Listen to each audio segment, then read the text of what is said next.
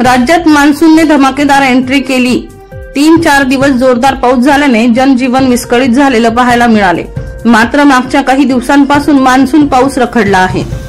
दुसरीकडे उकाळा प्रचंड वाढला आहे। यामुळे शेतकरीच नाही तर सर्वसामान्यांना सुद्धा पावसाची चातकासारखी प्रतीक्षा लागलेली आहे। दरम्यान हवामान खात्याने राज्यात 5 दिवसाचा पावसाचा अंदाज वर्तविला आहे। त्यानुसार आज 27 जिल्ह्यांना पावसाचा येलो अलर्ट दिला आहे, तर जळगाव जिल्ह्यातही धो-धो पाऊस कोसळणार आहे। हवामान विभागाकडून नव्याने जाहीर करण्यात आलेल्या अंदाजानुसार जळगाव जिल्ह्यात 12 जून पासून पुन्हा मान्सून सक्रिय होणार असून या काळात धो-धो पावसाचा अंदाज हवामान विभागाकडून वर्तवण्यात आला आहे। यासाठी हवामान विभागाकडून 12 ते 14 जून दरम्यान जळगाव जिल्ह्यात येलो अलर्ट जारी करण्यात आला आहे। कैलास कोडी यांचा रिपोर्ट, माझा आवाज लाईव्ह, मुक्ताईनगर।